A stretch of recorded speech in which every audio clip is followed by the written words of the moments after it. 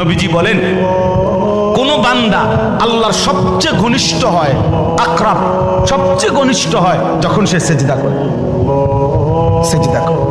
এজন্য আমার শায়েখ আল্লামা মুফতি মুশতাকুন নবী কাসিমি হুজুর সবসময় এটা বলে যে কোন বান্দা যখন সেজদা করে তো আল্লাহ তাআলা তার পিঠে মাথায় এভাবে হাত বুলায় দেয়, আদর করে। আল্লাহ আদর করে, আল্লাহর কুদরতি পায়ে সেজদা দেয়, মালিক তখন আদর করে দেয়, পিঠে মাথায় হাত বুলায় দেয়। আল্লাহ ডেকে বলে, আনিস আমারে সেজদা করছো না, ইরফা রাসাক, উঠো, মাথা উঠো, ওঠো, বসো বসো।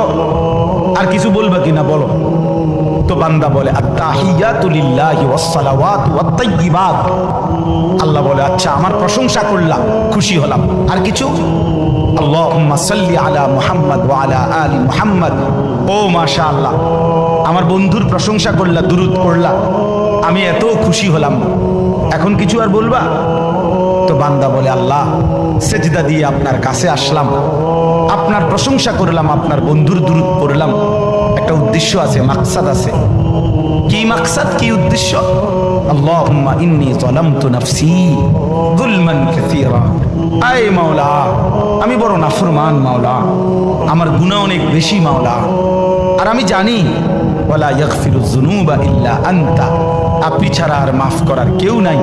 এই জন্য আপনার এত কাছে আসলাম, আপনার স্পর্শ পেলাম, আপনার বড় আকরাব ঘনিষ্ঠ হলাম। উদ্দেশ্য হলো ফাগফিরলি মাগফিরাতাম মিন ইনদিক, আপনার পক্ষ থেকে আমারে ক্ষমা করে দেন, ওয়ারহামনি, আমার একটু দয়া করে দেন, ইন্নাকা আনতাল গফুরুর রহিম, আপনি মাফ করবেন না কা, আপনি তো ক্ষমাশীল, আপনি দয়া করবেন না কেন, আপনি তো রহিম, দয়াবান। আল্লাহ বলে কস কি রে বান্দা, এত আদর করে বললে মাফ না করি কেন? কি কইছেন এখন? আল্লাহু আকবার।